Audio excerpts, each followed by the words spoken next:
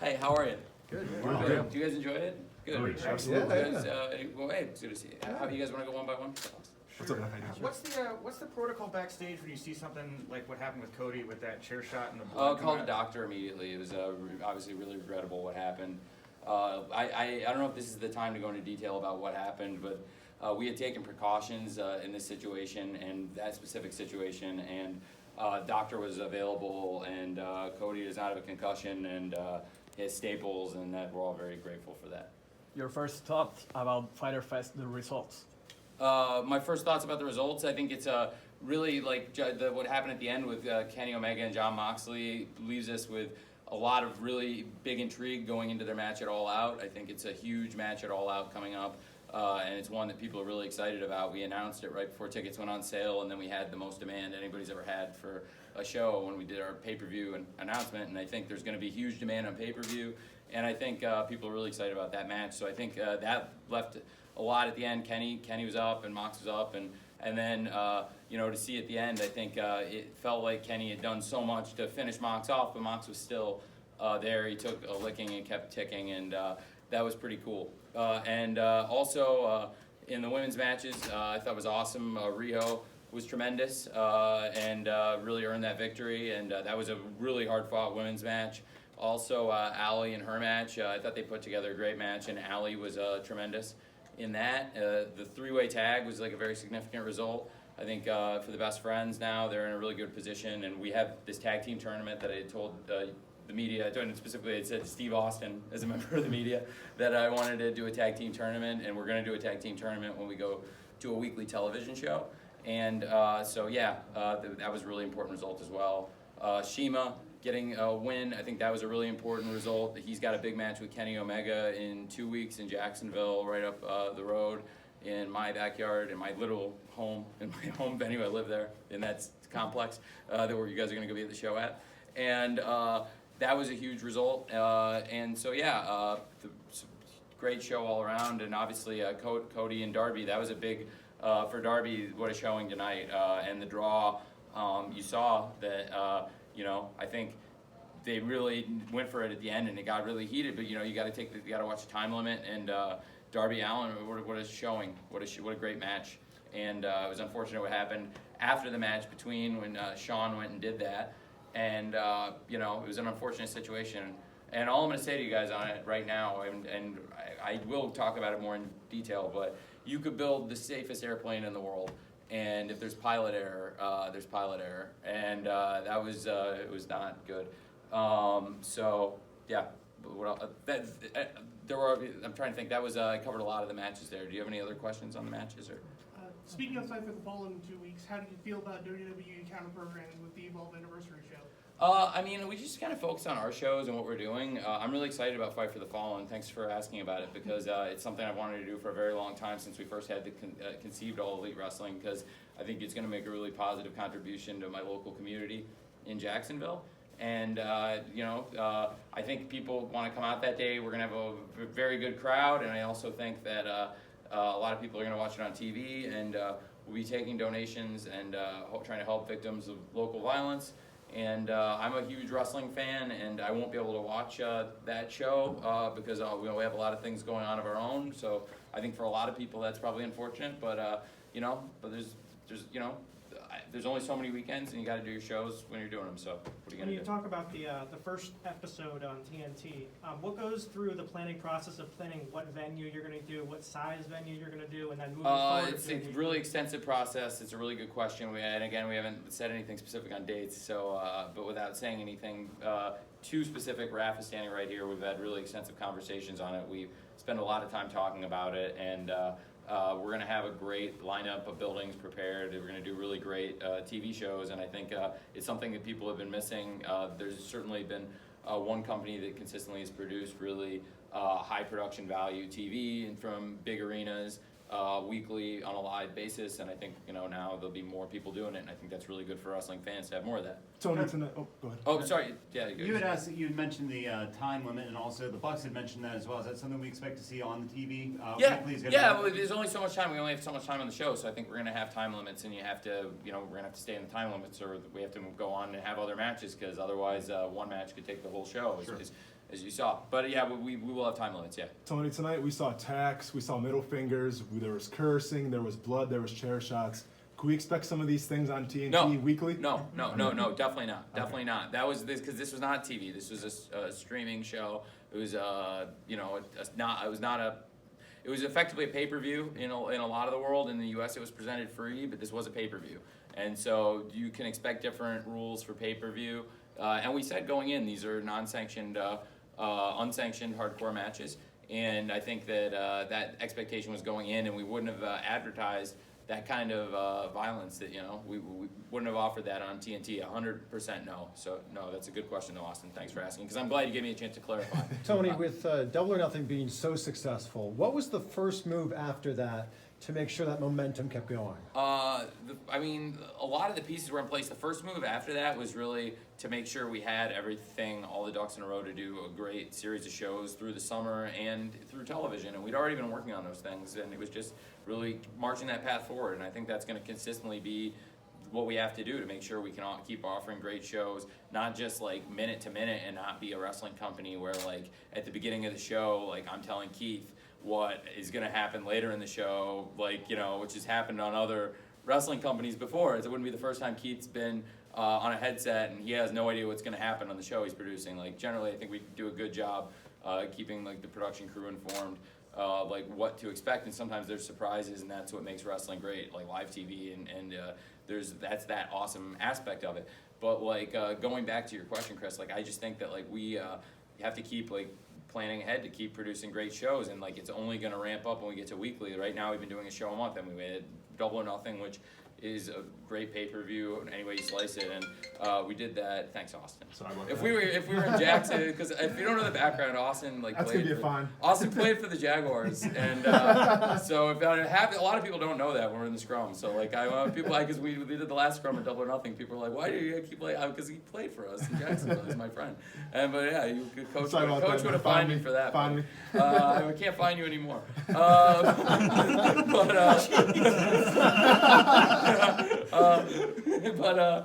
But anyway, I'm sorry. It's too fun. It's fun. I haven't seen him like this in a while. I'm sorry. But anyway, back to your question. We have to keep doing great shows. It's really fun being here with you guys, and I think it seemed like people really enjoyed the show. The crowd afterwards was really happy, and it makes me really happy because it's the second show in a row. We've had a lot of fans in a building. I think production-wise, Keith and the guys did a great job, and the wrestlers killed it. So we just have to keep doing that, and it takes a lot of work to prepare to do that. And so the day after Double or Nothing, like everybody was out, notebooks out, pens out, like making plans, and we just have to keep doing that and plan ahead, so we're not doing stuff at the last minute, trying to throw stuff together and trying to agree to what we're gonna, it's no way to run any kind of business. Tony, with the way the rundown was set up tonight, it was action, promo, action, promo, action. Not a lot of cool down spots, but you didn't lose the crowd at all. What does that say about what you guys were able to accomplish, and is that something you can expect with TV as you move forward? It's like when you watch like a professional fighting event, like if I were watching say a UFC or a mixed martial arts event or a boxing show, that's how it would be. There's fights, I was at the Ruiz Joshua fight at MSG at ringside, and I watched, and it was, they had fights, and there weren't a lot of cool down spots between the fights, and they went out and they had a great main event, and it built up, and the crowd was really with it. And I think it's the same thing with a wrestling show. If you want, have focus on the fights, people are here to see the matches. We advertise the matches, and also people are really into what we do on promos. And I think our social media, being the elite and the road to, we do some of the best stuff anybody's doing out there in terms of building up matches and doing unconventional stuff and doing comedy. And we did some comedy stuff in the matches tonight. And I will say that there was a hardcore match with a non-wrestler performing, and there was an element of nepotism, and you're going to see that every time we come to CEO, which will be once a year, and at least you're not getting it once a week. Earlier on, the Young Bucks had Who are you mentioned they talking thought. about? I was going to say earlier on, the Young Bucks had mentioned that they thought Fyter Fest might be a one-off. Is this going to be a partnership, whether it's with this particular event or in Daytona that you want to? I really liked it. I thought it was really fun. People seem to have a good time. I think we could do this every year. I don't know why I wouldn't want to come back and do this. And Alex is a great partner, and it wasn't my favorite match of the night, but they went out and he worked really hard, and they really he put a lot on his shoulders. And going out, I was like, you're we're planning to do a lot more than like almost any non-wrestler with your own level of experience has gone out and done in this kind of setting. And do you feel good about it? And I thought he did a really good job. And Kenny and us, I put a lot of faith in Kenny to get this right, and Kenny put a lot of faith in him. And I thought he did a good job. And that aside, like just the show in general, I thought the fans from the convention were great. I really enjoyed the experience of being here all week. With the gaming fans, there were a lot of people who like didn't really know the wrestling going in, and I think there were some people that came in from the convention like that, but when we got in here, it felt like the people really did know our stuff. It felt like it was a crowd that really knew us very well, and I think there was some crossover with the convention, but generally I think we have like a pretty loyal fan base, but they enjoyed the convention too. There's a lot of people that were just doing both things, and I think that's great, and it's a really important thing to Kenny, so it's a really important thing to me. Tony, I'm sorry, man. No, it's Sorry, good. guys, last question. No, it's fine. I'm good. If you guys want, I'm fine. I'm fine, Mandy. I actually really enjoyed catching up with you guys, and I met a lot of people seem like they have stuff. So what's up, boss? So from your perspective, I mean, what's more satisfying? Is it signing a big name like Moxley, or is it kind of introducing the world to like a Darby Allin, where nobody really knows him, but everyone was chanting his name tonight? What's more satisfying? No, there's for your like you position? can't have like a one-person wrestling company. You can't just have one thing. There's no way you can have like a wrestling company that people feel good about. There's never been one in the history of the world where there was just like one act that people care about. There have to be like a lot of really interesting things going on. Like you have to have really established performers that people care about, like to bring in the casual fans, but also just to like bring it out for everybody that 100% of the people care about, like Jon Moxley. And then you have Darby, who like any hardcore wrestling fan by now has seen. And it's funny you bring it up because they just recently, like not for us, but an independent match, they had a great match. And it was awesome. And then they both came in and separately had awesome matches tonight. But I think a large percentage of our fan base probably knows him, but I think it's actually a great thing because like they can almost work together. And I don't prefer one thing to the other. I think it's great to have both. And like having somebody with the star power of a Jon Moxley who can bring in so many fans, like hopefully will introduce like more people to how great Darby is and like what an awesome performer, what an awesome wrestler he is. And I think everybody enjoyed like Darby in a setting. I thought it was an awesome wrestling match, and so yeah, I just think you need both. We've seen how like Jungle Boy was in the Battle Royal, and then today he got to showcase himself a little bit more in the singles competition. There's a lot of people here on the roster that want to get their chance to showcase, and we've heard the stories in WWE. We listened to Moxley when he was on with Jericho. There's been a morale issue. There might still be one. What's the plan for? Or what if I have no idea. I don't know if there's what do you mean? Like how are you planning to incorporate everyone on the roster, whether it be social media? You're not going to see everybody on the show every week and like stuffed in just for the point of having them on the show, just to get them in like a small segment. I want to try and get people in like meaningful segments every week on every show. So that means that like some people, not everyone's going to be on every show, and a lot of our best performers like weren't on this show, and a lot of top people. And just like that in a Fight for the Fallen, there's going to be top people that aren't on the show. The biggest pay-per-views will try and get every big name, at a Double or Nothing and All Out and Future. The biggest pay-per-views that are on our roster, whether it's 4 or 5 of them a year. You're going to see everything but the kitchen sink. But I think, there's a difference with like a 4-hour pay-per-view with like a 1-hour pre-show, how many people you can get on, to this where, it's a streaming special where you're scheduling maybe a 1-hour pre-show and then, a little under 3, and then you're planning, well, okay, 2-hour TV show, you'll obviously be able to use even less people. So I just think rotating performers and trying to make sure you have everyone keeping storylines, that's where social media will be involved. And also trying to do, hopefully, like more hours of content, trying to incorporate more people, but in a schedule that like is manageable, because like I think you can keep people relevant and give people like things to do in wrestling without keeping them like on the road like 5-6 days a week. You have such a stacked roster on that note. How much space do you have left? Like how many more members of the roster? We're not actively out like trying to sign people to fill out the roster. I don't think we need like depth across the roster. I think we have like a really deep, awesome roster, and we have top stars too. So it would have to be like something really, really captivating. So if we're making moves in free agency, it's because we feel really strong. And I've said this before, I feel like really good about the roster we have. I feel like it's a really stacked roster. And I'm glad to hear that's kind of the popular thought now, and it's not just me saying it, because I think we have a really stacked roster. So yeah, you better believe if anybody signs with us as a free agent, we feel really, really strongly about him, because we certainly don't need to add anybody. We have a really great group. We're going to have great men's singles and tag and great women's singles and tag divisions, tournaments, and champions. I think we're really close to crowning an awesome champion between Chris Jericho and Hangman Page.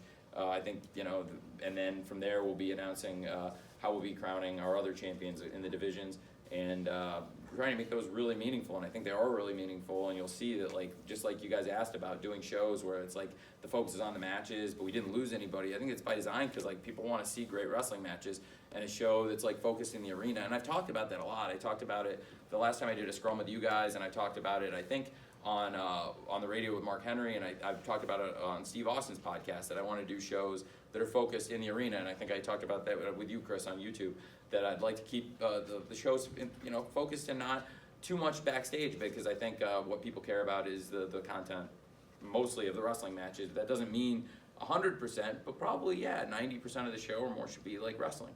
Tony, we see companies like New Japan where stipulations are very few and far between on certain shows. You see companies like WWE where there's 1 or 2 stipulations a night. What's kind of your strategy when it comes to using stipulations? It depends on the show. Like, this is a special show. I think you'll see more stipulations on like pay-per-views and streaming specials. And I think like a TV show, you'll probably see more straight wrestling matches and less stipulations. So this was the kind of format, and and at All Out, you'll see some stipulation matches for sure. We have some really exciting stuff planned for All Out, and I think that you'll see some in that element. You'll probably see more than you will on our weekly 2-hour television show. How do you guys are preparing for All Out? In difference what you did on Double or Nothing or last year's All In? Well, I wasn't at All In, so it's very different preparation, because a lot of us weren't working that show, and Keith wasn't producing all. So it's a very different team, but those guys learned a lot and took very valuable experience. So certainly coming back a year later, a lot has changed, and we all got a lot of valuable experience from producing Double or Nothing and learned a lot. So it'll be our first event of that magnitude of the full-blown pay-per-view, available here and worldwide on pay-per-view. And I think that it's, we have a lot to live up to. We have a big act to follow, big shoes to fill after Double or Nothing, and I think we're really up to it. I think All Out's going to be an awesome show. I think it's very cool the guys are coming back with All Out, a year later, and with a chance, with this loaded roster, everything they had then and so much more, and a chance to do something really special. You personally, how are you handling the responsibilities of not only starting up AEW, but being an executive for a couple of sports teams, particularly with Fulham with the transfer window open right now? It's a great question. It's really hard. I've been in London this week, and I've been here, and I've been going back and forth, and I've been in Jacksonville. It's really nice having the show in Jacksonville, so I was able to do a little bit of work there. And I've been doing work in the transfer window. I talked to George Mendez on the phone from the show. I talked to George Mendez last night in my hotel. I don't think there are a lot of executives like in the championship that are talking to George every day, they're in the position I'm in, about trying to do deals. I've talked to the biggest football agents in the world, not to just drop George's name, but a lot of other guys too that I could drop but while I've been here, and a lot of teams, because there's a lot of interesting things going on in the market. So I am a really active executive. I can also talk to you about what the Jags are thinking going into camp, but I generally try not to get too in-depth, same as when I did a Fulham podcast where I did over an hour with the Fulham guys recently, and I think that podcast did really well on the sports podcast. I don't know if it worldwide, if it did the kind of numbers Steve did, because I think for Steve Austin it was one of the, if not the biggest show download-wise Steve ever did. I believe it was the biggest download show Steve Austin's ever done, and which is saying something, because Steve's interviewed pretty much everybody in the business, and we did real well with that Fulham one that I did, but I stayed away from the wrestling on there too, and we didn't talk about it all, except they briefly congratulated me. It was 5 seconds, and I said thanks. But I try not to get too deep into it, because everybody wants to focus on wrestling here, but it's hard for me, because there's only so many hours in the day. You have to multitask. It's really hard. One of the things I noticed with your style is your transparency. How important it is for you to be open, honest, not only when you're doing these interviews, but with talent, when they first meet you, you want to make a good first impression, and they've, pro wrestling is not known for transparency a lot of times when it comes to other companies. So it seems like, a different style that you're kind of going. Are they kind of a little bit what do you, Well, if I'm in sports, you can't not talk about the other teams. It's different here because we you're playing yourself almost, because you have to put on the best show you can. You can't focus on the competition here. And for me, so the competition is almost ourselves, and putting on the best event we can put on. Let's challenge ourselves and focus on ourselves and do the best within ourselves. So it is different, but I think there's other sports like that. It's like playing golf. You can see what other people are doing relative to par, pay attention. Okay, well, I need a birdie here or whatever. But at the end of the day, it's about you and what you're doing. It's you have to focus on yourself. So it is. I do think that it is cool, because it is different than the other sports I play, because you spend so much time scouting and watching tape of other people. And here, you can scout other wrestlers and you watch, which is great, because I love watching wrestling, right? Other companies and stuff. but you can make use of it and make it like an actual valuable skill instead of the one thing you're doing that's not like productive use of your time watching English football and watching NFL and college football. But anyway, like it's I just try to be transparent with like the media in all sport, in England with Fulham and with the Jaguars, because you guys are just doing your jobs and with the fans too, because at the end of the day, I think that's like one of the reasons people like AEW, not just from me but from the wrestlers. Like we've been pretty real about it. I mean, they're certainly like, I think it's 2019 and people know wrestling's a work, but like we do come out and try and be like pretty like straight with you guys about like what we're doing. That like this is from our hearts and we are trying to give something to the fans. And I think people have really like bought into it and believe in it. And so I do think that kind of transparency like has really paid off, not like from me specifically, but also like from just like everybody here that like we really like it. And everybody has a different, everyone has a different take on it. Like Max came in and gave you his version of it, but that's, what? That's real life, because like that's like living with him, like it's like being in business with him. You go places with him and you're people, and they're like, that guy's like really rude, and you're like, yeah, that's like what he is. Like I'm sorry, so it's just like that's life with MJF. How has the creative team evolved in the past few months since AEW has really gotten underway? Is it booked by committee, or is it since inception? It's been a committee. It's like I think it's like a lot of wrestling companies that probably function with like one person who's like at the end of the day has to like make calls and go over everything, but with a bunch of people working together. We have a system. We have a group of coaches that go through each match, and every match has a coach. And then we have the EVPs who creatively are working together on everything, but not everybody's necessarily working the same amount on everything. Like for example, Kenny Omega, super involved and personally coaching the women's matches. And like, but me, I'm going over everything with everybody to some degree, and so yeah, that's how. I mean, it's a committee, and we have a lot of people that are really involved in different levels, and but yeah, to answer your question, I think it's probably set up like a committee. But with the executive vice presidents, all have like an incredible amount of input because everyone's got their own things that they focus on, not just those guys, their own angles, but other people's angles too. They all are really involved. The Young Bucks are like super involved in what goes on in like tag team wrestling in our company.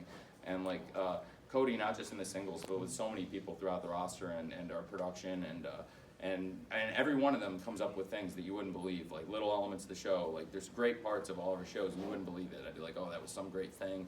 And Nick Jackson came up with that.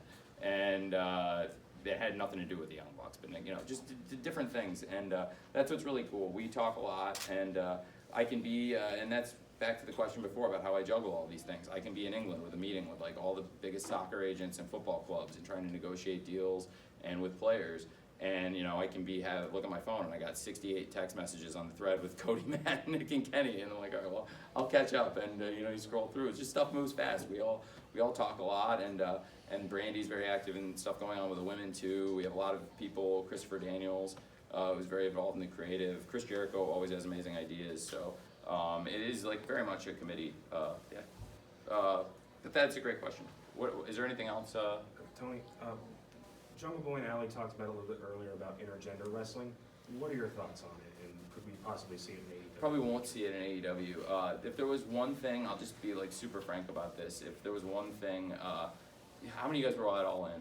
Who was at All In? A bunch of you guys were at All In? The Battle Royal, does anybody remember when Jordan Grace got hit in the face? Yes. That was probably the one thing I didn't like about All In. That, and there were two things I didn't like about All In. That and the penis druid. What? I didn't like the penis druid. I wouldn't do the penis druids on TV. I wouldn't be able to do that on TV. On pay-per-view, you could probably do the penis druids. On pay-per-view, I probably would have done the penis druids. Okay. Here's what I didn't like about it, to be honest with you. Here's what I didn't like about it at the time is like I'm a big Hangman guy, and like he won the match, and you almost kind of forgot he won the match because like it was a big. You want to protect that guy in that situation. You feel real strong about that guy, and then look at in our company now and the two big shows we've done. I think he's come out and delivered, and I was talking to Steve Austin, and I don't know if you guys all listened to that, but Steve Austin said that guy's got star written all over him, and like Steve's not gonna say it if he doesn't believe it. Like that guy's a star, and he came out and he's a big star again tonight, and that was just how I felt. I was like, like it almost you almost forgot Hangman won the match, so that's why I didn't like that. But I didn't like when Jordan Grace got hit in the face. I'm sorry to sidetrack, but yeah, I didn't like and I don't think that's cool, and like. I am like really against, domestic abuse, and I don't think I'm not saying that is, and it's a really complex question, and I knew it would come up sooner or later, but it's probably not what we're gonna do, and we're gonna focus on a men's division, singles and tag, and a women's division, singles and tag, and have those divisions, And, there could be a mixed division mailer. I don't know, I haven't thought that much about it, but mixed matches, we're probably not working to focus on. On the Penis Druids, how actively did you guys court Joey Ryan before he made the choice to sign with the Indies? That's great. I really like Joey. Yeah, I don't know. It's I've opened up a can of worms on this. No, it's funny. I didn't book. I was at my show. I didn't book the show. So like I was just like I said, it wasn't that. It was just like I didn't like the whole thing with Hangman. No, I just wonder if you guys just signed him. Like, did you guys actively try to get Joey? I mean, he does seem to have gone elsewhere. Yeah, he's doing. There's a lot of. There's tons of people I really like that aren't here. But I'm not saying whether I've made like active offer. I'd rather not get into like everybody haven't made offers to. But I really like Joey. Joey's great, and he's obviously like really featured character on Being the Elite, and he's really good friends with like a lot of the guys in the company. He's an awesome wrestler. But yeah, I wasn't. I like Joey. I wasn't saying that. I was just saying that that element of. It was one of the best pay-per-views I think of all time, and like I said, I did like that. The Penis Druids are a lot better than Jordan Grace getting hit in the face, in my opinion, if that makes sense. That's fine. You said Penis Druids like 6 times. I'm sorry. It's just funny. It's good. It's funny. Yeah, it's good. I'm glad we elaborated on it. You mentioned how you got a lot of depth in the roster now, and the roster might be set for now. The same way football team might try to bring in some guys who are like the good character guys. It seems like you've got a lot of those, wrestlers who are good character guys. And we've heard that a lot today, where it seems like everyone's very positive. Everyone kind of has each other's back.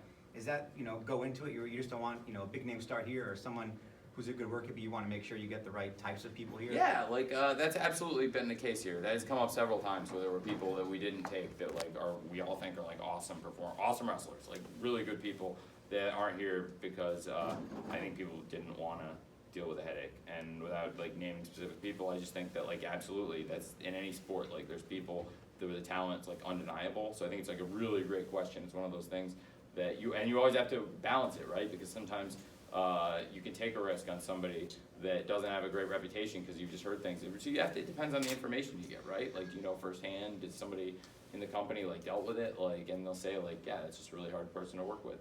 Well then, if they've already been down that road and they really feel strongly about it, then they're probably telling you the truth, right? So that's a pretty good indicator, I think, in any sport. If you have people that have been in the locker room with those people, whether whether it's football or wrestling, I think you can trust your people. And I think what we have here is a really good dressing room of people that have worked together before, and people that feel real strongly about each other. And the people that haven't worked together before, they work with somebody here before. Everybody knows somebody here, and that's a really good question, because that is one of the strengths of our company. I think is we have a really good group of people, and there are tense moments for sure. But it's been certainly through 2 shows, it's been a pleasure. Yeah, is there anything? Do you guys have anything else? Do you have a city picked out for the first TNT show? Have not confirmed it yet, but we're working on cities, not just for the first one, but for all of them, because it's going to be a week. Why is it Jacksonville? It's funny. Bear in mind, planning to go in the fall, and it will be during football season, so that obviously be thinking about that for sure. But I really enjoyed catching up with you guys. I try to answer everybody's questions. If anybody has anything else, and I'm always pretty available, so it's great catching up with you guys. I really appreciate it. Thank you. Thank you. Thanks, guys.